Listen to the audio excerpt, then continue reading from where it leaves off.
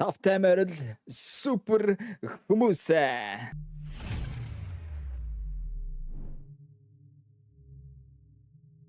Өнөөдөр миний та нарт бэлдсэн хамгийн анхны Монгол контент байх болно. Тэгэхээр Deep Knowledge-ийн Монгол контент дүрмүүдээс танилцуулъя. За тэгэхээр нэгдүгээр дүрмт бол хамгийн энгийн боловч хамгийн чухал дүрмний нэг байгаа. Тэр бол Энэ бичлэгэн дээр хараалын үг хэрэглэх, замбрагийн хүмүүсийн мэдээлэх буюу 18 нас хүрээний хүүхдүүдэд тохиромжгүй мэдээллүүд агуулга. тэр би яг энэ сануулгыг сонсох юм бол 18 нас хүрээгүй ахын хөөрхөн дүүнер бичлэгээ унтраагаад аав ээжтэй deep knowledge байгаа баба контент хийж байна гэдгийг сануулна. За тэгээ бүгдээрээ дин дүү удаан эхлэлийн дараа бичлэг рүү орцгоо. Бичлэг рүү орчлоо л доо. Сонирхолтой юм болов уу гэж бодоод өнөөдрийнхөө сэдвээр бүгдээрээ purchasable in-game item буюу тоглоом дотроо худалдаж авч болдог зүйлсийн талаар ярилцсан. Бидний видео тоглоом тоглохдоо эсвэл тоглоом худалдаж авах энэ явц маань одоо үеэс дээр үеийнхнаас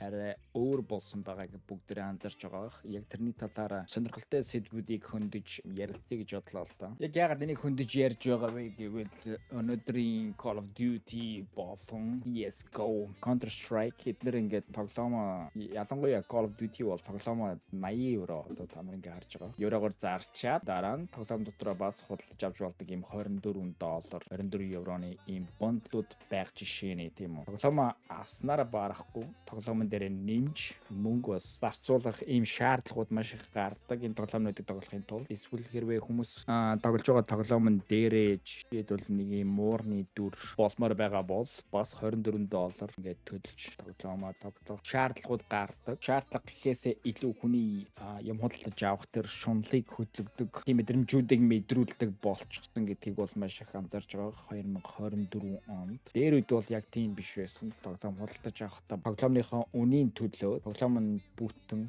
бүрэн гарч ирдэг байсан бол одоо үед бүтэн биш, бүрэн бус тоглоомыг боловсруулад биднэрт зарж эхэлдэг. За тэгэхээр яг юу хэлэх гээд байна вэ гэхээр видео тоглоом ертөнц бол видео тоглоом тоглох энэ утга учраа алдаад видео тоглоомын бизнес үүснээр видео тоглоомын казино мэт болон хувирсан байгааг та нар бол харж байгаа. Тоглоомыг худалдаж авчаад нэмээд мөнгө алдаад байдаг. Хүмүүс ч бас казинод ороод нэг мөнгө алдчихаал дахиад нэмээд мөнгө алдаал за дахиад ганц удаа үзчихийгээл мөнгө алдаал байдаг шиг яг тоглоомын ертөнцийг яг тийм болгож хувирсан байгааг бид нэр 2024 онд бол мэдэрч байна. Тэгээд яг энэний эсрэг хүмүүс бас ярьж ийн л та энийг яаж өөрчлөх вэ? Тэ тоглоомоо зүгээр тогломоор шүү дээ мөнгөнд төлчөө дахиад тоглоомын дотроо илүү мөнгө төлмөөргүй байна гэж бол олон нийтээр шуурж байна л та. За тэгээ ганцхан муу талаас нь харахгүйгээр бүгдээрээ бас сайн талаас нь нэг харж үзэн.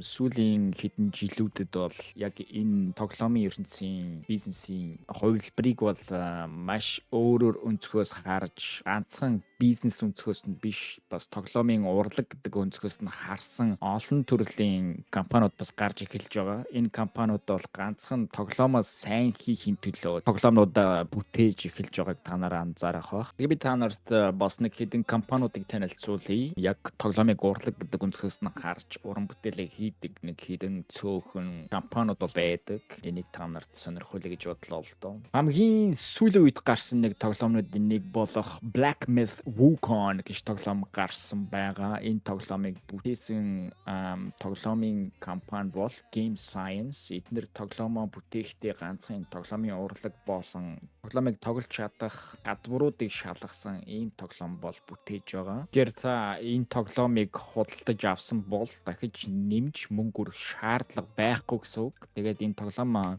худалдаж авсан бол энэ тоглоом чинь бүтэн нэгэн үнээр худалдаж аваад тоглоомоо дуустал нь тоглох ийм боломж байгаа. За тэгээд энэ тоглоом дотор бол purchasable in-game item буюу тоглоомн дотроо нэмж худалдаж авч болдог зүйлсүүд бол байхгүй. Тэрнийх нь оронд юу хийсэн бэ гэхээр нэг үеийн боссыг давж иж эсвэл нэг тийм нууцыг тайлж иж энэ тоглоомн дотроо шин зэвс хэсэг буюу шинэ хувцас тоглоом дотор нэмэлт зүйлүүдийг бол олох юм боломжууд нь бол байдаг. За тэгээд энэ төрлийн тоглоомыг хийдэг бас нэг компани байгаа. Тэр компанийн нэр нь бол From Software гэж компани байдаг. Энэ компани нь миний хайртай нэг тоглоомыг бүтээсэн байгаа. Тэр бол Elden Ring. Энэ тоглоомыг та нар мэддэг бол нэлээд их шуугуулсан тийм тоглоомын төгс урлаг гэдгийг бол хүмүүс дурсаж байсан. Энэ компаниуд нь энэ тоглоомнуудаа гаргаж эхэлснээрээ энэ тоглоомын ертөнцийн бизнес загваруудыг бол өөрчилж эхэлж байгаа гэдгийг бол хэлж болно. Энийг бид нар яг юунаас харж байна вэ гэвэл Black Myth Wukong зарагдаад 10 саяын хувилбар дэлхийд даяараа зарагдсан байгаа. Тэгээ 3 сая тоглогч нар бол актив тоглодог байгаа. За тэгээд бид нар ингээд энэ мэдээнээс ингээд харах юм бол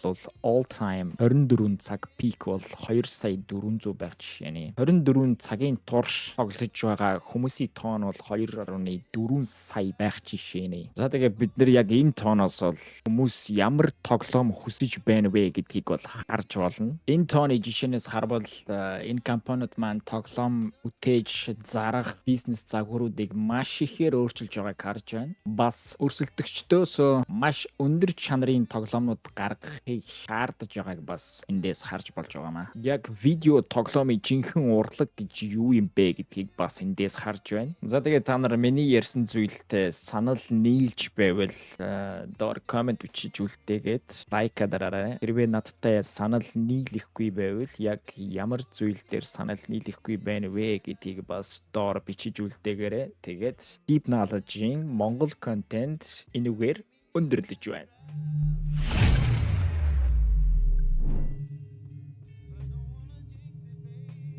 Та тэгээ контент дуусчлаа л та.